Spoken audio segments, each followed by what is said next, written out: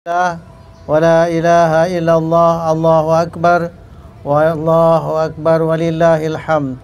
Subhanallah, alhamdulillah, wala ilaha illallah, Allahu akbar, walillahil hamd. Ujian suara 1, 2, 3. Bismillahirrahmanirrahim. Assalamualaikum warahmatullahi wabarakatuh.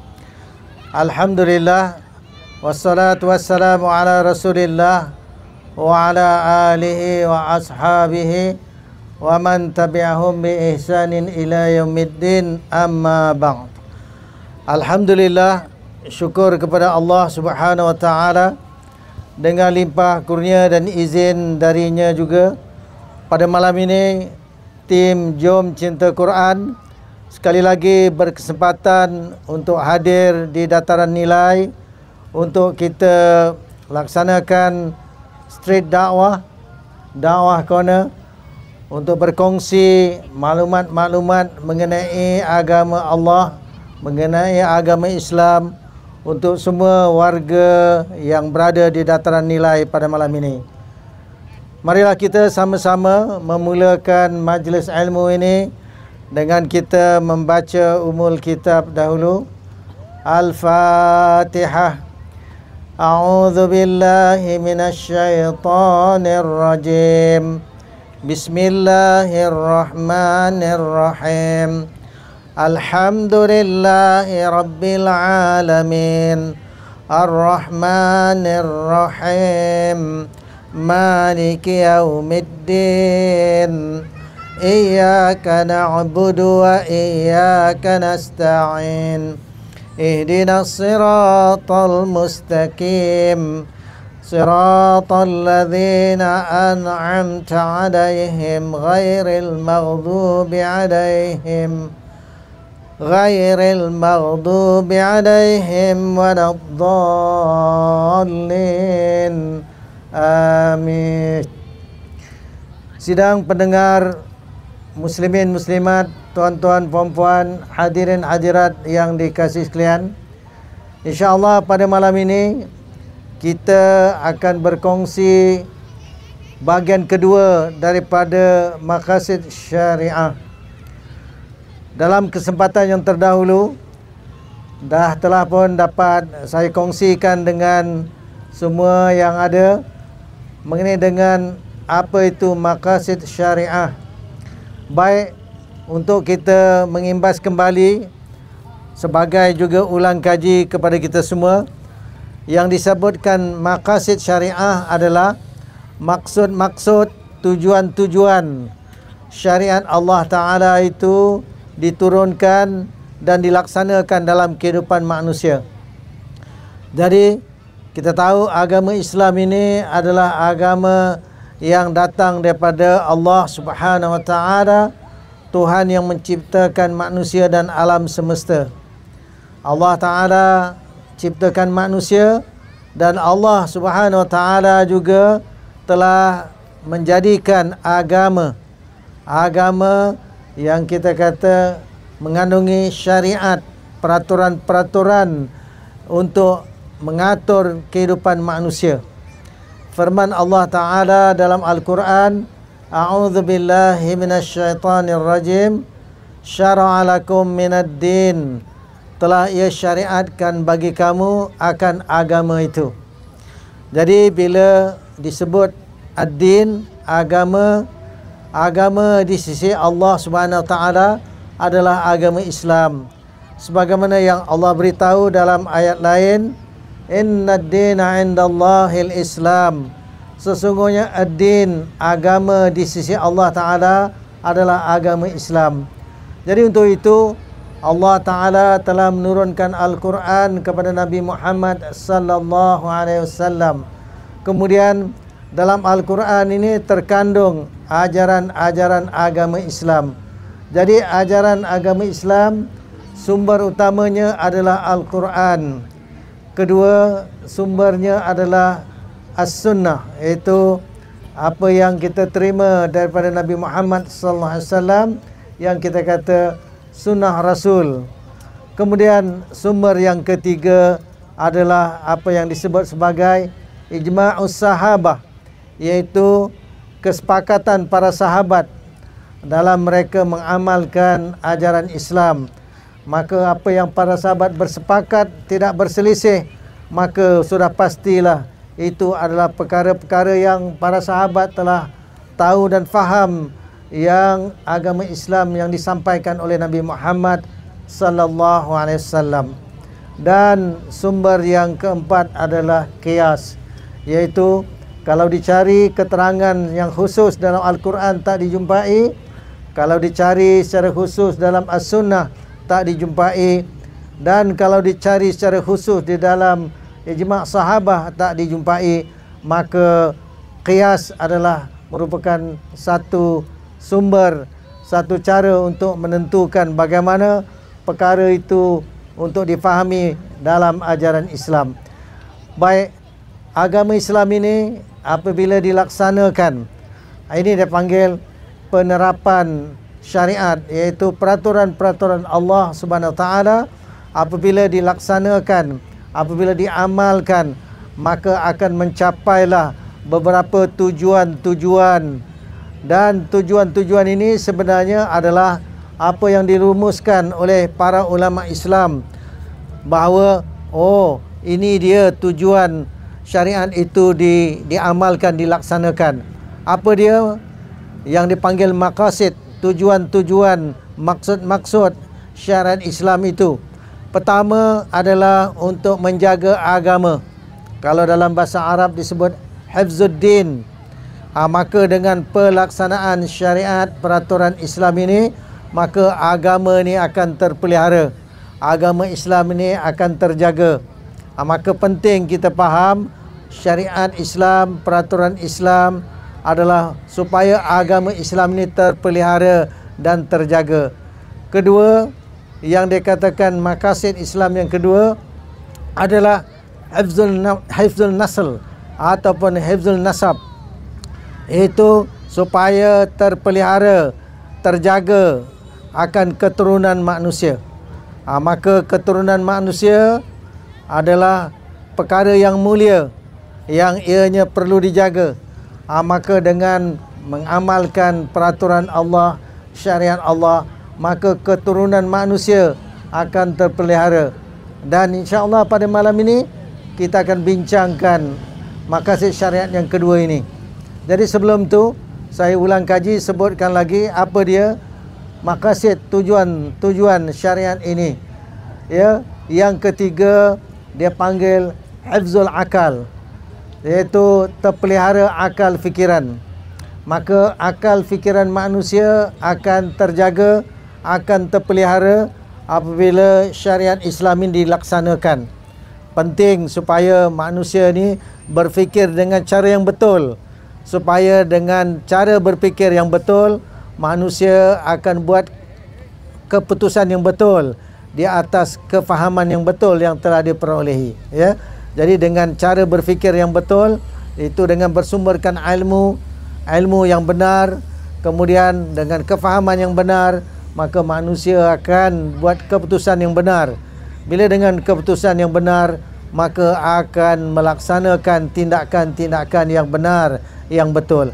Maka pentingnya akal manusia ni dipelihara, cara berfikirnya dipelihara. Kerana apa? Kalau orang yang salah faham, salah mengerti, salah keputusan, maka salahlah tindakannya. Apatah lagi kalau dalam kehidupan dunia yang sekejap ini, kalau sepanjang hidupnya buat perkara yang salah, tidak mengikut peraturan-peraturan yang datang daripada Tuhan pencipta alam semesta, iaitu Allah SWT, alangkah ruginya.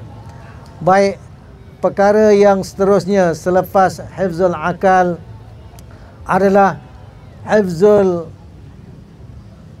yang keempat, dia panggil terpeliharanya, minta maaf, pertama tadi adalah agama, kedua adalah nyawa ataupun dipanggil diri, hifzul nafs. Itu tadi yang saya tertinggal, iaitu terpelihara diri manusia. Yang kedua adalah terpelihara nafs diri manusia, nyawa. Jadi yang keempat K itu keturunan. Jadi yang nombor 2 adalah terpelihara akan nyawa manusia ataupun diri manusia, yang dia panggil hifzul nafs. Yang ketiga tadi hifzul akal, terpelihara akal. Yang keempat adalah hifzul nasab, terpelihara akan keturunan. Dan yang kelima adalah terpelihara akan hartanya, hifzul mal. Ada juga para ulama yang menerangkan ada lagi 3 juga yang disebut sebagai maqasid syariah, iaitu terpelihara akan kehormatan. Jadi kehormatan manusia sebenarnya terkait juga dengan keturunan dan juga darah manusia. Itu sebab kadang-kadang ada yang merumuskan 5 sahaja, bukannya 8, Tapi kalau yang mengatakan 8, mereka menjadikan hifzul terpelihara akan kehormatan. Kemudian yang ke-6 itu, yang ke-7 adalah terpelihara akan negara, iaitu hifzul daulah, terpelihara negara, kerana umat Islam dia hidup dengan kenegaraan Islam, dan dalam kenegaraan Islam akan diterapkan segala syariat dan peraturan Allah.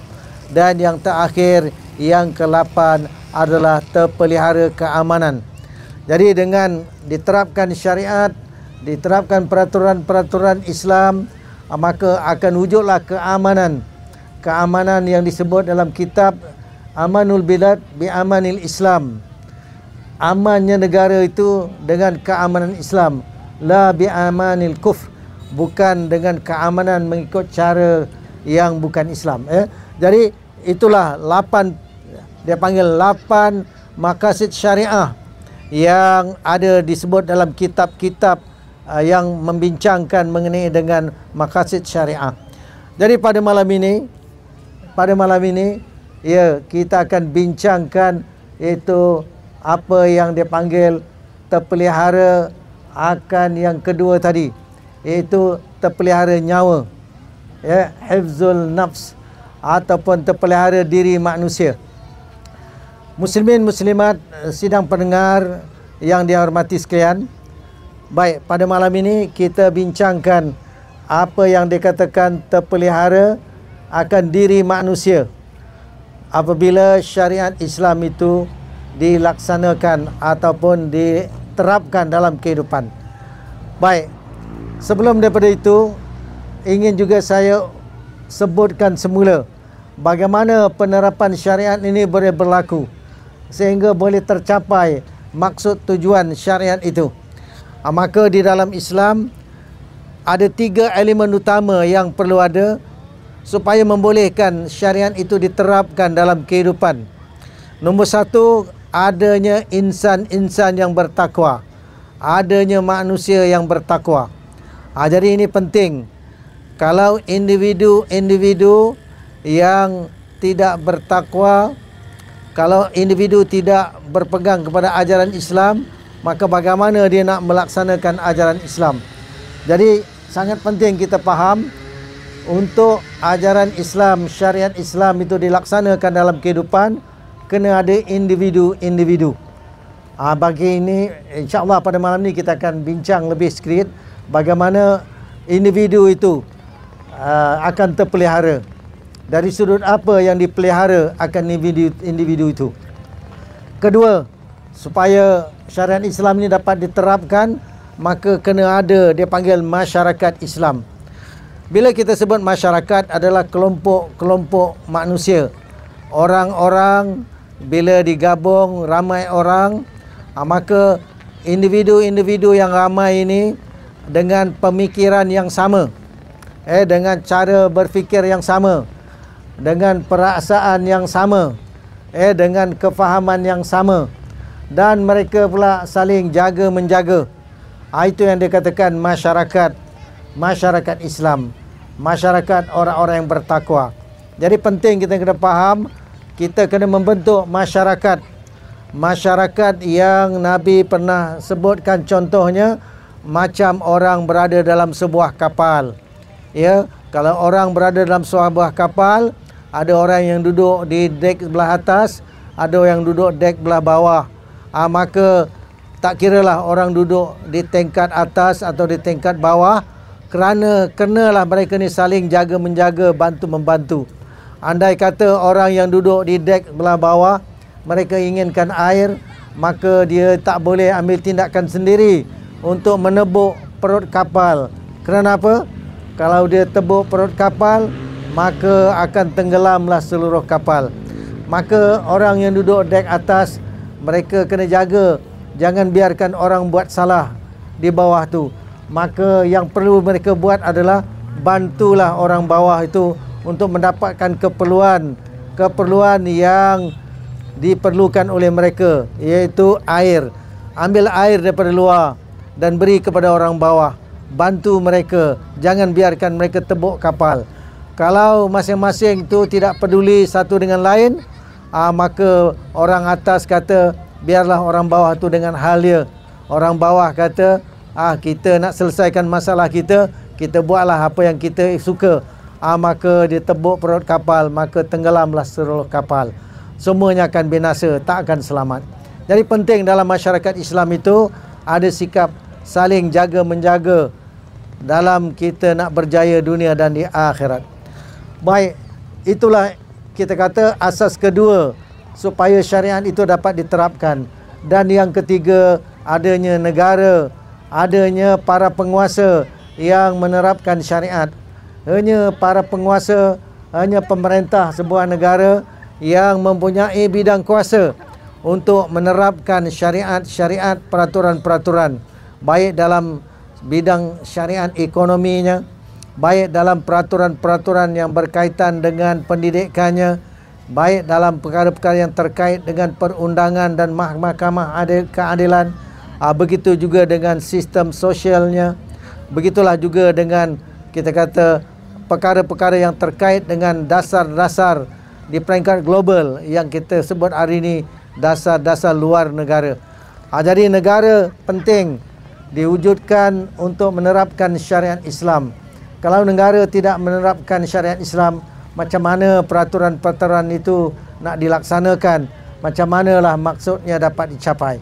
Jadi inilah yang perlu kita fahami bersama, bahawa untuk mencapai sesuatu maksud itu, kenalah syariat itu dilaksanakan, diterapkan di seluruh peringkat, baik dalam kehidupan individu, baik dalam kehidupan keluarga, apatah dalam kehidupan bernegara, ataupun kita sebut dalam bahasa hari ini pemerintahan oleh para penguasa. Muslimin, muslimat, hadirin hadirat yang dikasihi sekalian, sebagaimana yang saya kata, malam ni mari kita bincangkan, iaitu bagaimana yang dikatakan menjaga keturunan. Kita sebut menjaga keturunan. Baik, kita dah iklankan kita dalam kita punya jadual ataupun dalam kita punya sesi pada hari ini adalah dia panggil hifzul nasl atau hifzul nasab.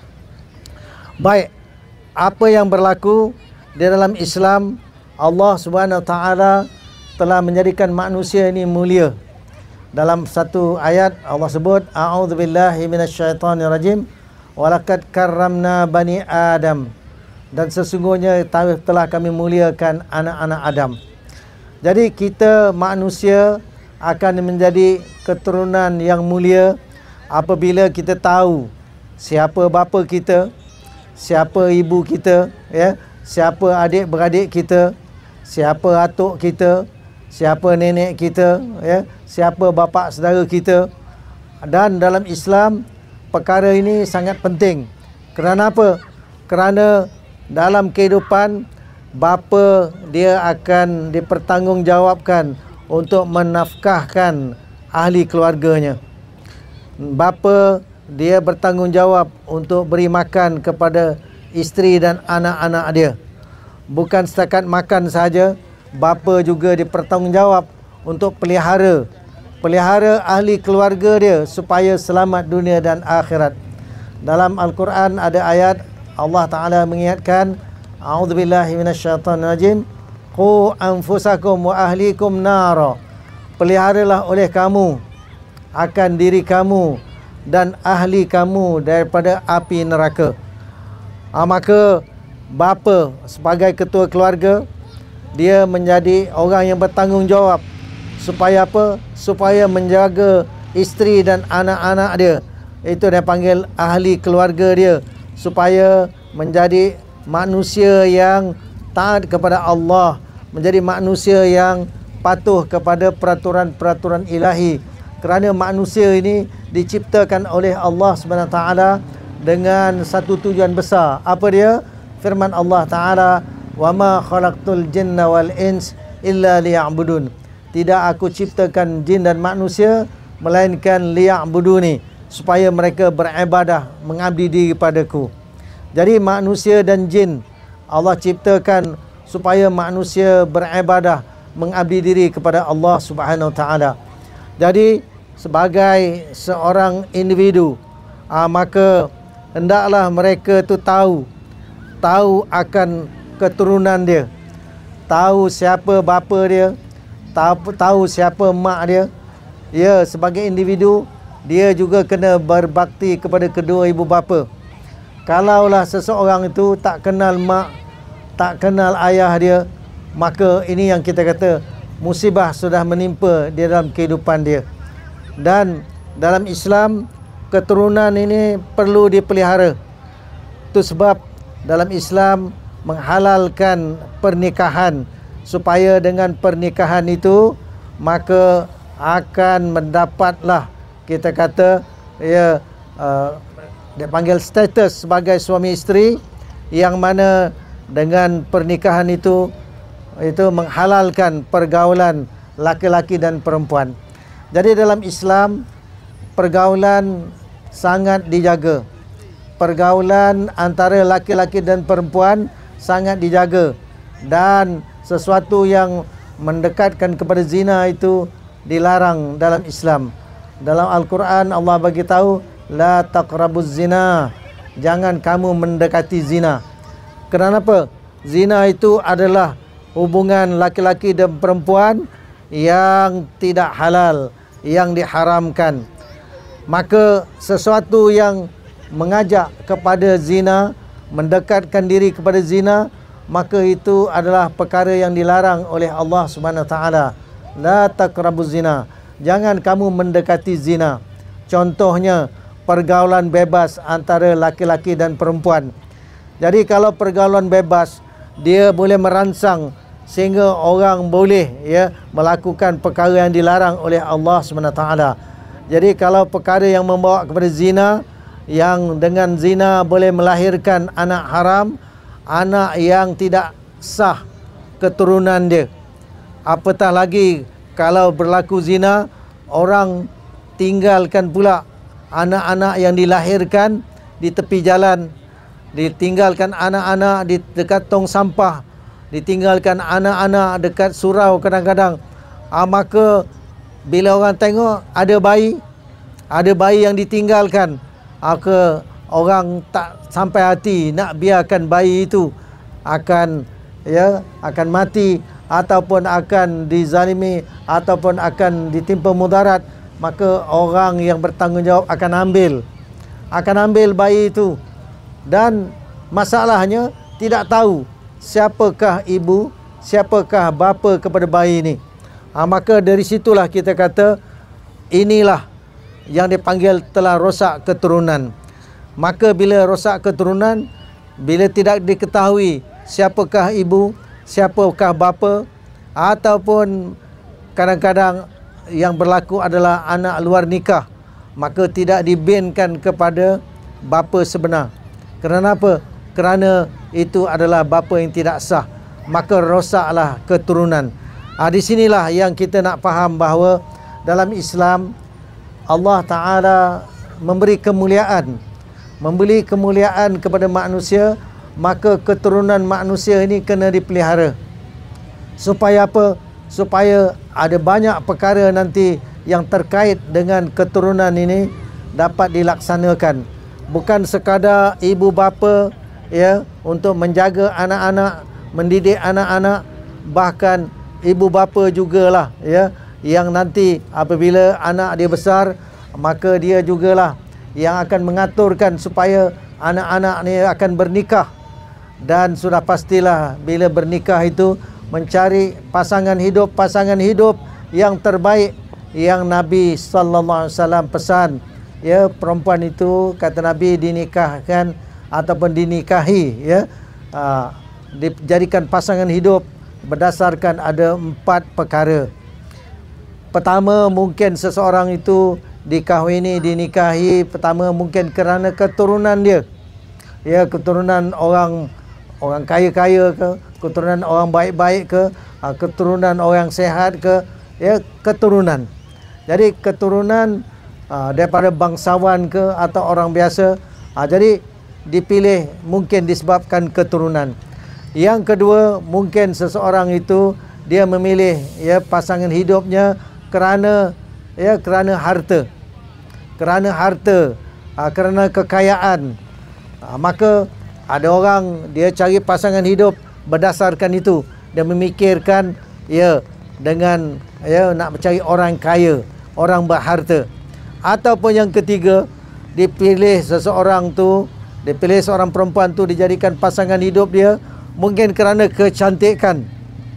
Kecantikan yang mana sudah menjadi lumrah manusia lah, ya, nak yang cantik-cantik mengikut apa pandangan mata dia cantik. Dan yang keempat, Nabi kata dipilih seseorang itu untuk dijadikan pasangan hidup dia atas dasar agama, ya.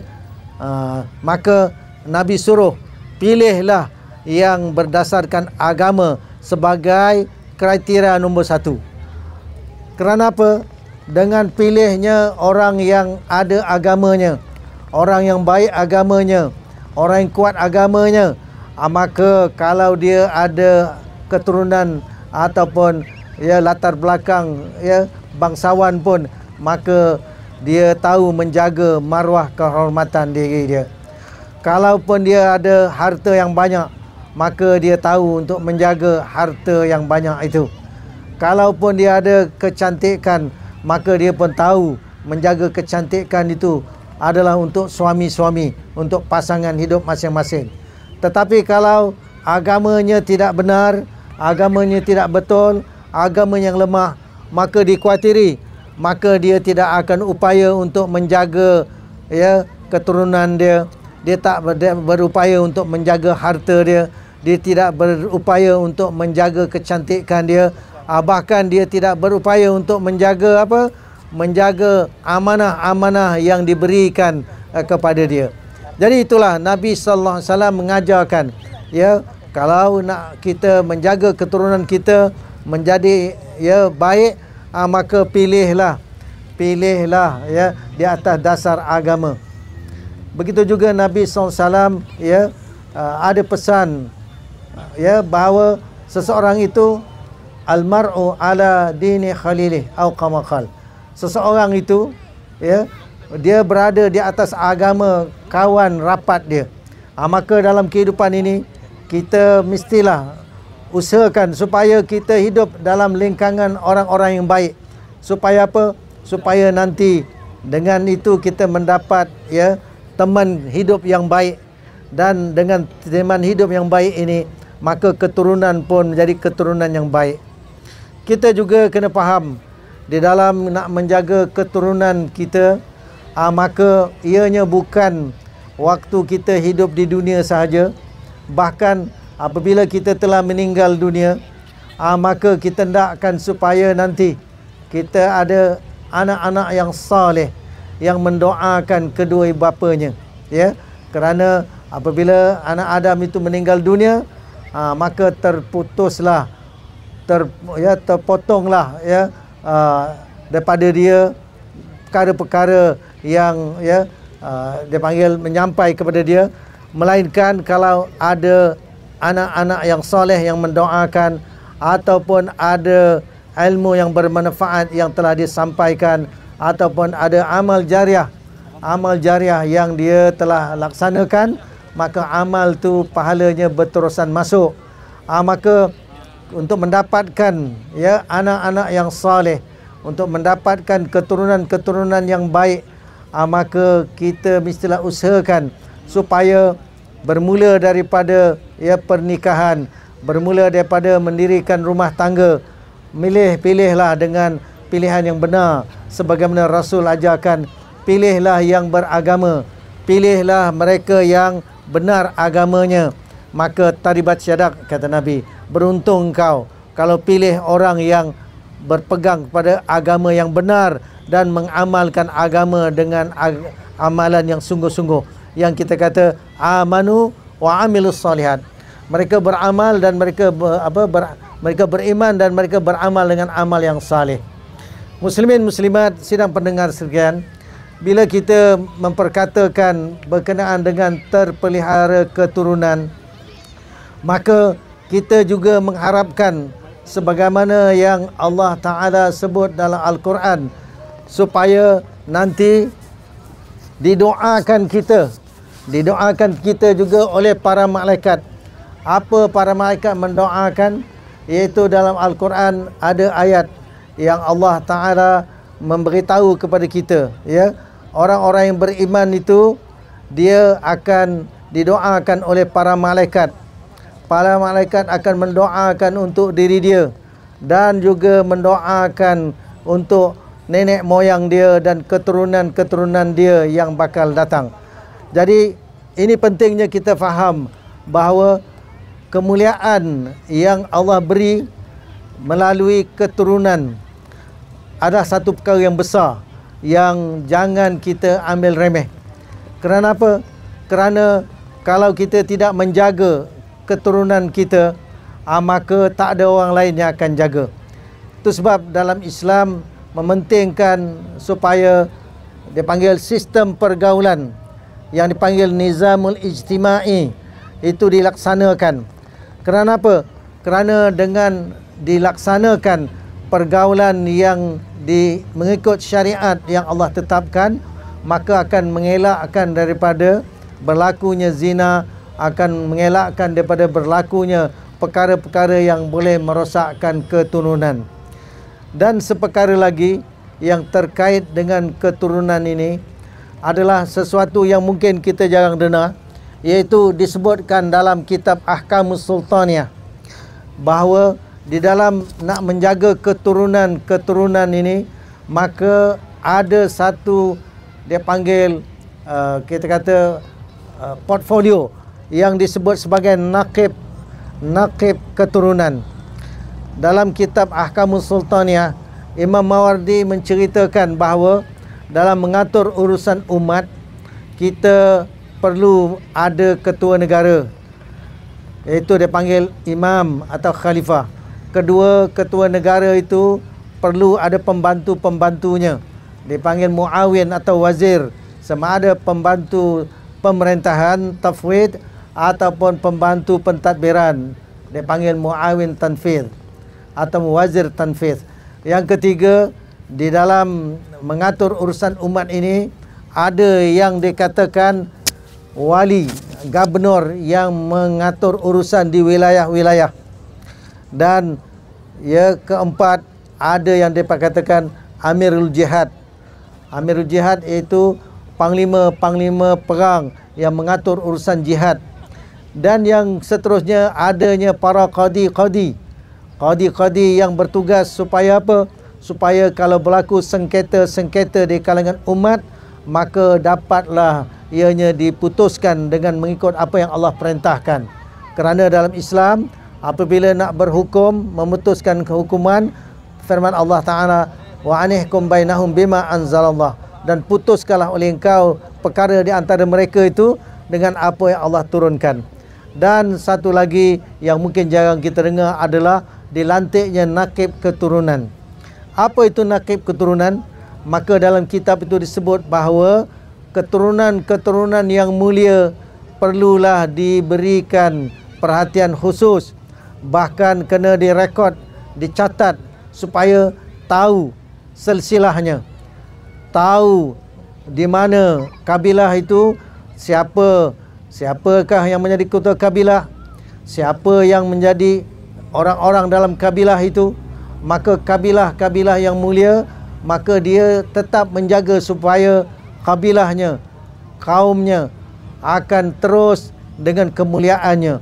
Termasuklah kalau kita dengar bagaimana ya Rasulullah SAW dia adalah daripada keturunan Quraisy.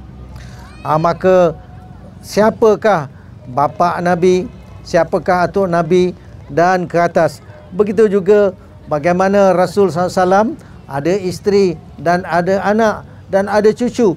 Maka keturunan baginda yang mulia ini akan sentiasa diberikan perhatian.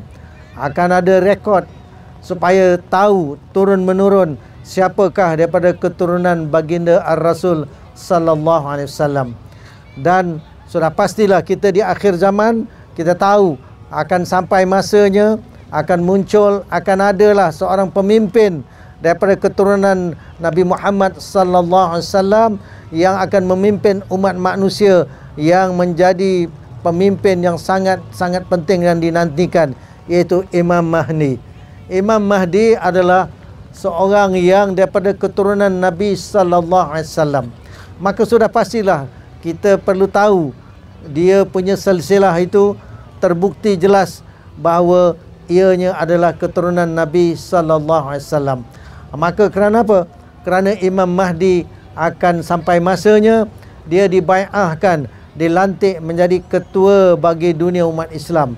Dan ketika dia dibai'ahkan, iaitu dia dibai'ahkan di Baitullah, dia dibai'ahkan di Masjidil Haram, dan dia mengambil alih kepimpinan dunia umat Islam.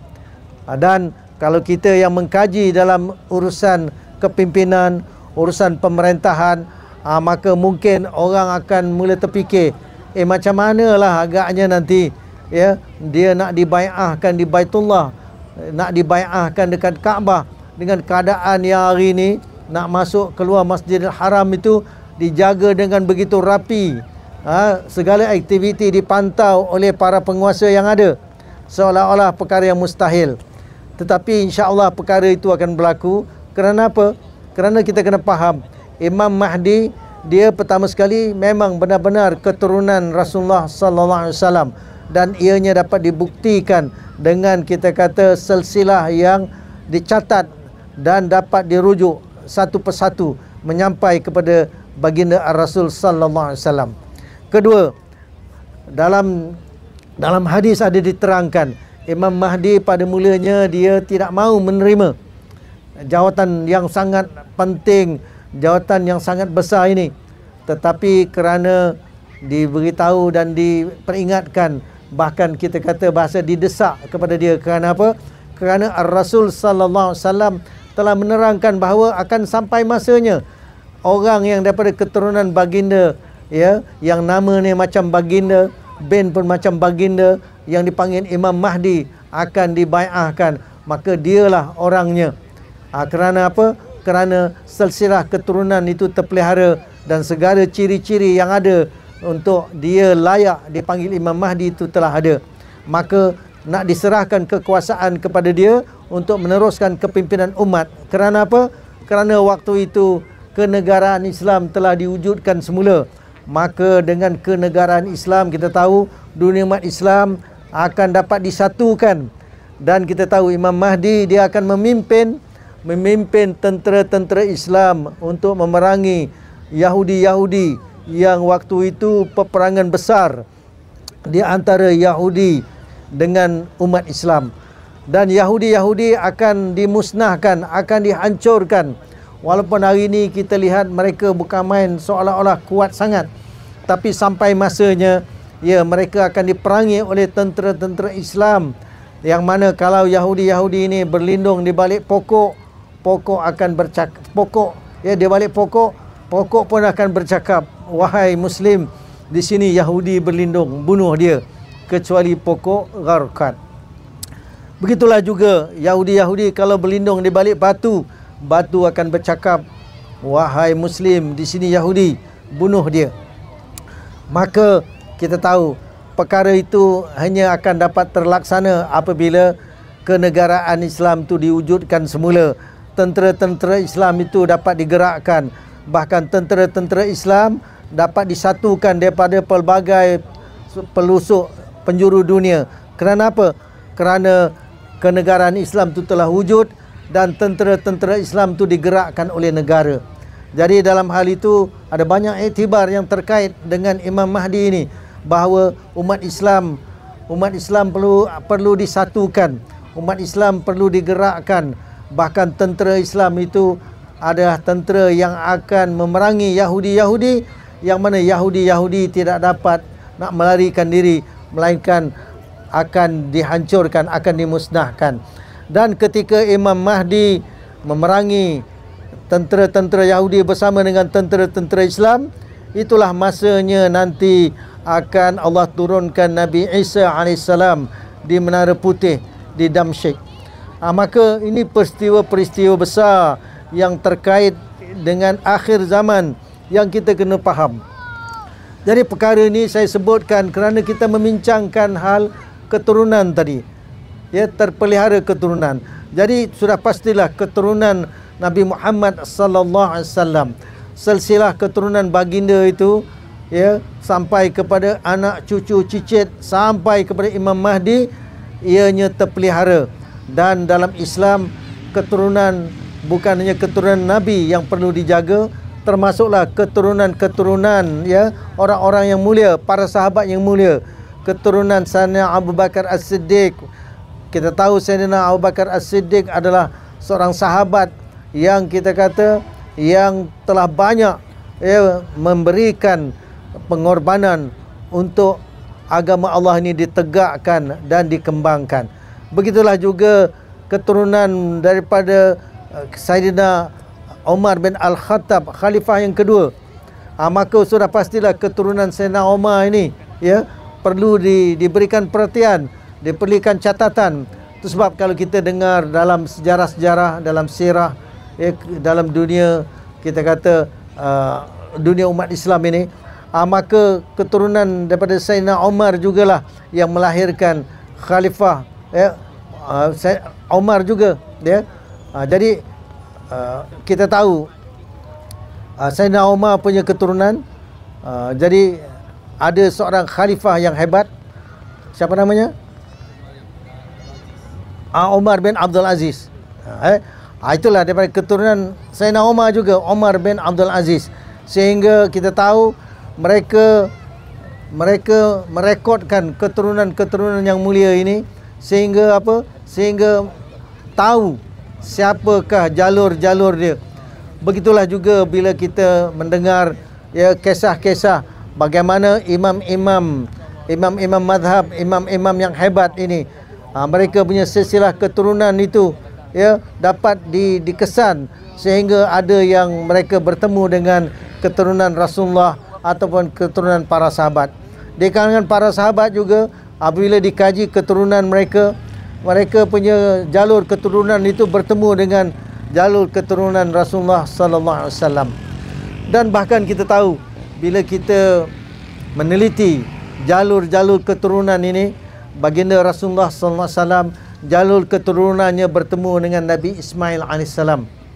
Dan Nabi Ismail adalah anak kepada Nabi Ibrahim alaihissalam. Begitulah Nabi Ibrahim alaihissalam, jalur keturunannya ke atas dapat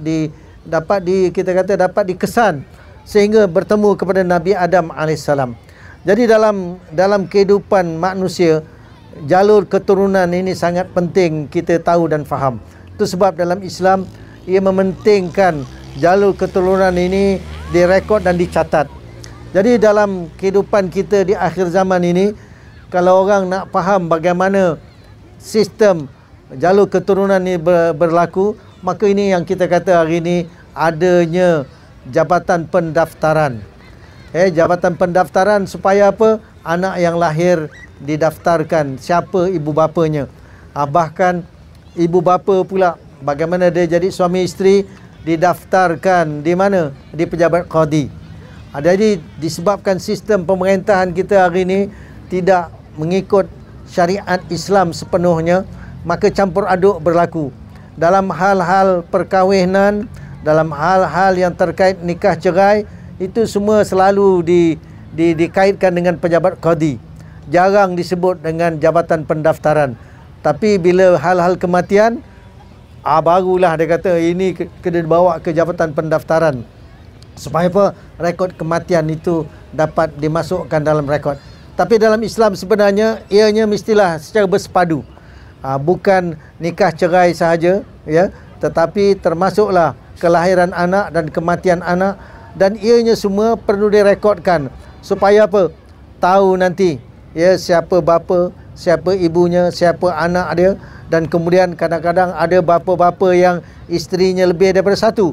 Maka kena tahu isteri yang nombor satu siapa dan siapakah anak dia, isteri nombor dua siapa dia dan siapakah anak dia.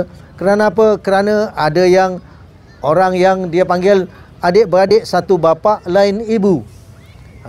Ada juga kadang-kadang ibu-ibu yang kadang-kadang kematian suami, maka kemudian sampai masanya dia berumah tangga lagi.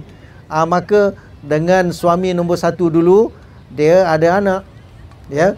Kemudian kerana suami dah meninggal, dia kahwin lagi, maka dengan suami yang kedua ada anak lagi, maka ada anak satu ibu lain bapa. Dan ini semua sangat penting, ya, direkodkan, dicatatkan supaya apa? Jangan berlaku perkahwinan adik-beradik. Kerana boleh berlaku adik-beradik yang terkait dengan satu bapa, satu ibu. Ada kadang-kadang adik-beradik satu bapa lain ibu. Kadang-kadang adik-beradik satu ibu lain bapa. Dan termasuklah juga yang perlu dicatat, yang menjadi perkara yang penting yang kadang-kadang orang tidak beri perhatian, adik-beradik susu. Adik-beradik susu adalah kita kata perkara yang terkait dengan, ya, dia panggil bagaimana hukum syarak bahawa bila ada orang yang, ya, dia disusukan oleh ibu lain, dalam Islam membenarkan dia. Bahkan Nabi Muhammad sallallahu alaihi wasallam baginda pun ada ibu susu. Pernah disusukan oleh Halimatus Sa'diyah contohnya, ya. Maka itu adalah kita kata ibu susu. Dan Halimatus Sa'diyah dia ada menyusukan orang-orang lain. Maka adik-beradik susu Nabi sallallahu alaihi wasallam, ada adik-beradik susu yang laki-laki, adik-beradik susu yang perempuan. Maka Rasul SAW Rasul memberikan kemuliaan kepada adik-beradik susu dia, apatah lagi ibu susu. Begitulah juga Rasul SAW pernah juga, ya, disusukan oleh kita kata Suwaibah. Suwaibah ni dia adalah seorang hamba kepada Abu Jahal. Dan ketika Rasul SAW dilahirkan, Abu Jahal sangat gembira, ya. Sebelum dia dapat nama Abu Jahal, ya, dia ada nama lain, ya. Jadi dia telah merdekakan Suwaibah, sehingga Suwaibah itu menyusukan Nabi Muhammad SAW masa kecil. Dan Suwaibah juga ada menyusukan Sayyidina Hamzah. Maka Rasulullah ini sebenarnya dia juga adik-beradik susu dengan Sayyidina Hamzah. Jadi perkara-perkara begini kalau kita kaji, bahawa ini menunjukkan pentingnya akan keturunan itu dijaga, dipelihara. Dan dengan adanya rekod-rekod catatan-catatan, maka dapatlah kita tahu sesilah keturunan, siapa yang menjadi bapa dia, siapa jadi bapa saudara dia, siapa datuk dia, siapa moyang dia, dan jalur-jalur itu bawa naik ke atas.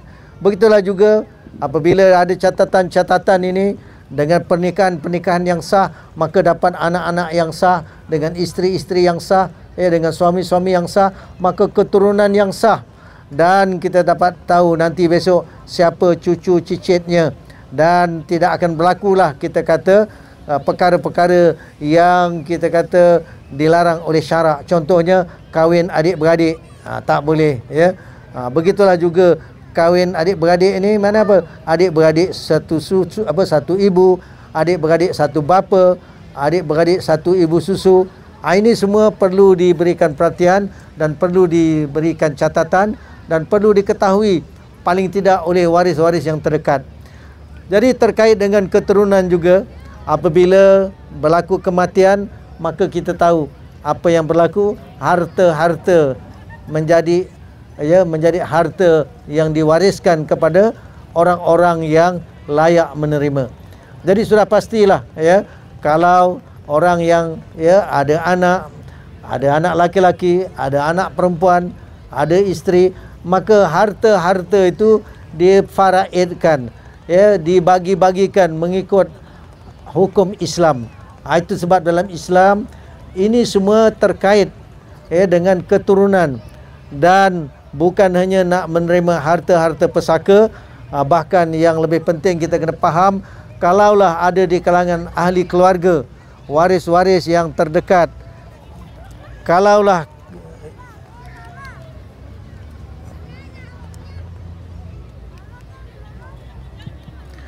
baik, kalaulah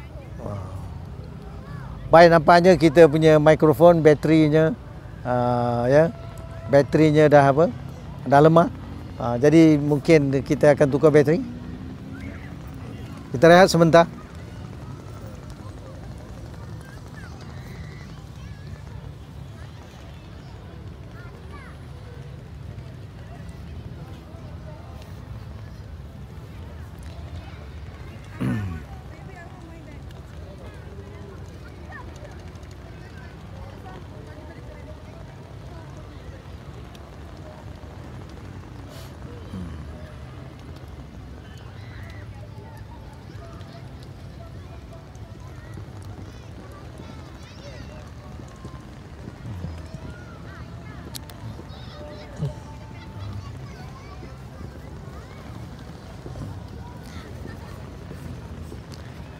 Alhamdulillah, nampaknya bantuan teknikal dapat menyempurnakan, ya, keperluan.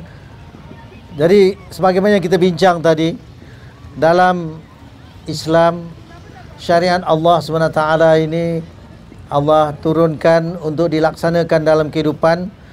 Salah satu daripada tujuan maksud dia panggil maqasid syariah adalah terpeliharanya keturunan. Inilah yang kita bincangkan malam ini, ya.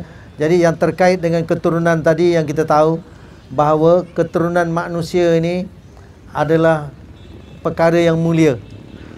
Manusia yang kita tahu semua kita ni adalah keturunan Nabi Adam AS. Kita adalah daripada keturunan yang satu. Nabi Adam Allah ciptakan daripada tanah, tapi keturunan Nabi Adam Allah ciptakan daripada air, benih daripada ibu dan bapa, ya. Dalam Al-Quran ada Allah sebutkan, a'udzubillahi minasyaitonirrajim, allazi ahsana kulla syai'in khalaqah wa bada'a khalqal insan min tin thumma ja'ala naslahu min sulalatin min ma'in mahin. Sadaqallahu azim. Allah Ta'ala telah menciptakan ciptaan-ciptaannya dengan ciptaan yang terbaik. Wa bada'a khalqal insan min tin, dan Allah mulakan penciptaan manusia itu daripada tanah. Thumma ja'ala naslahu, kemudian Allah jadikan keturunannya min sulalatin min ma'in mahin, daripada saripati air yang lemah, iaitu air daripada ibu dan air daripada bapa. Benih manusia bila bercantum, maka itulah kita, ya, bersilih ganti manusia dilahirkan. Jadi kita jangan terpengaruh dengan fahaman-fahaman ahli sains yang kufur, ahli sains yang bukan Islam, yang ada mengatakan bahawa manusia ni daripada keturunan beruk. Kerana dia kata proses yang berlaku, ya, yang dipanggil, ya, selection, ataupun dipanggil, ya, perubahan-perubahan yang berlaku daripada beruk, kemudian berubah sikit, jadi pandai beruk tu, kemudian beruk jadi manusia. Itu semua ajaran sesat yang diajar dalam silibus biologi. Mungkin di Malaysia dah tak ajar, tapi saya pernah merantau di luar negara. Dulu dia masih lagi percaya Darwin Theory, dan Darwin Theory ini disebarkan seluruh dunia. Kononnya manusia ni daripada keturunan beruk. Itu semua ajaran sesat. Jangan kita percaya, jangan kita terpengaruh, ya. Jadi manusia daripada keturunan Nabi Adam AS. Jadi terkait dengan keturunan tadi, sebagaimana kita bincangkan, adalah perkara yang terkait dengan pembahagian harta pesaka. Harta pesaka dibahagikan kepada waris-waris yang sah, yang layak, ya. Jadi kalau anak angkat dia tak ada bahagian, ya. Jadi kalau ibu bapa yang ada anak angkat, eloklah beri anak angkat tu hibah, hadiah masa hidup lagi, ya. Kerana apa? Kerana bila meninggal dia tak dapat bahagian. Mungkinlah kalau dia ingat, dia kata ini wasiat, tapi wasiat itu kadang-kadang dipertikaikan juga oleh adik-beradik dia. Kau ni bukan adik-beradik aku. Banyak juga kes yang berlaku di akhir zaman begitu. Jadi kalau ada anak angkat, ya memanglah didaftarkan secara rasmi, kemudian berilah anak angkat tu bahagian dia, hebahkan, hadiahkan waktu masih hidup lagi, supaya nanti bila dia meninggal tak timbul masalah macam-macam. Baik, terkait dengan harta pewarisan tadi, apa yang saya nak kongsikan adalah kalaulah kaum kerabat yang terdekat mereka berada dalam keadaan payah dan susah, maka waris-waris terdekatlah sebenarnya yang kena bantu, ya. Bukannya waris ni tunggu nak dapat harta pewarisan saja, tetapi yang lebih penting kena faham, apabila ada adik-beradik kaum keluarga terdekat, akrabin yang susah, yang payah, maka warislah yang pertama sekali bertanggungjawab untuk bantu. Kadang-kadang berlaku kes-kes, ya, ada yang kematian bapa, ada yang kematian ibu, kemudian ibu dan bapa juga meninggal. Jadi anak yatim piatu, siapa nak jaga? Zaman sekarang dikata rumah kebajikan masyarakat. Sebenarnya waris terdekatlah bapa saudara, mak saudara, dialah yang patut mendahulukan segala bantuan pertolongan. Dan sekiranya lah kaum keluarga, mana waris terdekat tak dapat nak bantu, sudah pastilah ahli masyarakat yang ada keliling yang perlu memberikan bantuan dan pertolongan. Bukan dibiarkan terkapai-kapai, ya, orang tu dalam keadaan, ya, apatah lagi kalau yang masih lagi bawah umur, ya. Dan kalaulah ahli masyarakat tu tak bertanggungjawab ataupun terabai juga, maka sudah pastilah para penguasa, para pemerintah menjadi tanggungjawab untuk menjaga umat, menjaga rakyat di bawah tanggungjawabnya.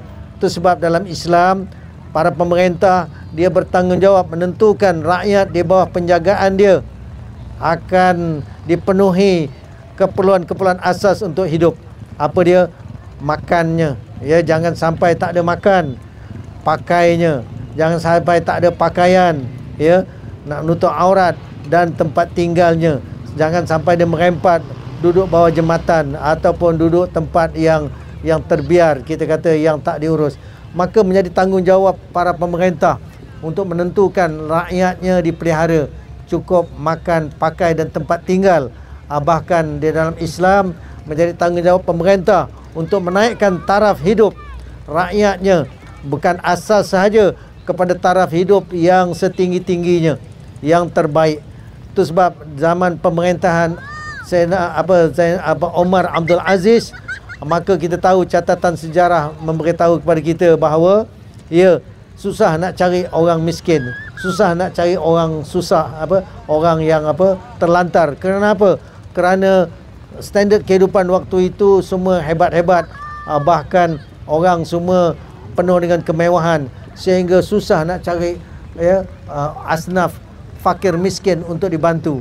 Sehingga zakat-zakat yang diberikan, ya, kepada pemerintah maka disalurkan kepada, ya, asnaf-asnaf yang lain, sehingga, ya, orang-orang yang muda yang nak kahwin pun ditawarkan oleh pemerintah, kalau kamu perlu bantuan maka pemerintah akan bantu supaya kamu mendapat, ya, pasangan hidup dan boleh dapat bantuan supaya kamu memulakan kehidupan berkeluarga dengan asas yang terbaik yang dapat diberi oleh pemerintah. Muslimin muslimat yang dikasihi sekalian, jadi pada malam ini saya kira itulah sedikit perkongsian lebih kurang 1 jam mengenai dengan hifzul nasl, iaitu menjaga keturunan, terpelihara keturunan. Jadi dalam Islam sangat mementingkan supaya keturunan itu terpelihara dan ianya kena dijaga. Sebagaimana yang kita telah bincangkan tadi, ada banyak perkara-perkara yang terkait dengannya. Jadi perkara ini akan terlaksana, akan dapat dicapai apabila ianya diterapkan dalam kehidupan umat. Jadi penerapan syariat Islam ke dalam kehidupan umat ini, yang ada bidang kuasanya adalah negara. Jadi para pemerintah, orang yang memerintah negara, menjadi kewajipan besar untuk dia menerapkan syariat Islam ke atas umat Islam dan juga kepada warga yang berada di dalam negara Islam.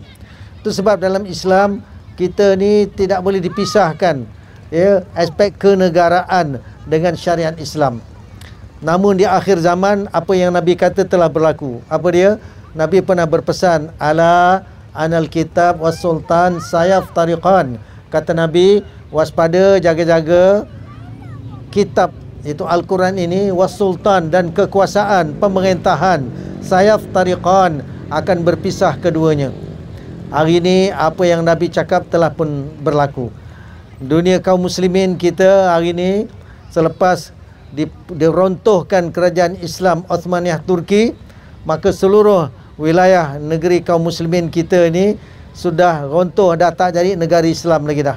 Bahkan Turki, pusat pemerintahan negara Islam, dijadikan negara bangsa Turki. Wilayah-wilayah kaum muslimin yang lain dipecah-pecahkan oleh orang yang menang perang dalam Perang Dunia Pertama. Siapa yang menang perang? Itulah daripada Britishnya, daripada Perancisnya, daripada Rusia. Mereka membuat pakatan-pakatan sehingga negeri-negeri kaum muslimin tak dibenarkan untuk menjadi negara Islam. Bahkan dia kata, kamu boleh merdeka tapi sebagai negara bangsa, nation states, dan negara-negara bangsa yang tidak menerapkan syariat Islam. Termasuklah juga Malaya yang ditubuhkan. Maka Malaya diberikan, dipanggil apa, satu syarat, iaitu kena menerima perlembagaan yang disusun, yang diputuskan oleh Suruhanjaya Red, iaitu perlembagaan yang mengikut common law, yang mana syariat Islam tak dibenar untuk diterapkan. Ajaran Islam boleh diamalkan dalam juzuk-juzuk yang tertentu saja yang terkait dengan nikah, cerai dan kematian. Tetapi ekonomi, dia tak benarkan ekonomi Islam. Pendidikan, dia tak benarkan pendidikan Islam yang murni. Perundangan, tak dibenarkan perundangan Islam. Mahkamah, tidak dibenarkan mahkamah Islam. Bahkan politik pemerintahan juga dia kata kena mengikut cara Barat, cara British, yang kita kata cara yang ada sekarang ini adalah diwarisi daripada sistem pemerintahan yang daripada British. Jadi bila begitu, syariat Islam termasuklah dalam menjaga keturunan ini tidak dilaksanakan dengan sempurna, dengan betul. Itu sebab kita ada banyak masalah sosial, sehingga hari ini dah timbul keadaan-keadaan sehingga anak-anak dijumpa di tepi jalan, di tepi tong sampah, tepi surau, tak tahu siapa ibu bapanya. Maka perzinahan juga berlaku dengan dahsyat apabila pergaulan bebas itu berlaku dalam kehidupan umat. Jadi perkara-perkara begini tidak boleh dibiarkan. Maka inilah penting kita buat dakwah, tak kiralah dakwah di masjid ke di surau, termasuklah dakwah di dataran ini, agar menyedarkan diri kita, umat Islam semua, pentingnya kita belajar agama Islam, kerana Islam ni adalah a way of life yang mencakupi seluruh aspek kehidupan. Semoga dengan apa yang diperkongsikan ini dapat kita manfaat kebaikannya. InsyaAllah dalam kesempatan lain kita berjumpa lagi dan kita bincang lagi maqasid syariah yang lain, agar kita dapat faham bahawa segala yang Allah syariatkan ini adalah kebaikan untuk kita di dunia dan di akhirat. Itu saja pada malam ini. Sekian, wabillahi taufiq wal hidayah. Wassalamualaikum warahmatullahi wabarakatuh. Subhanakallah.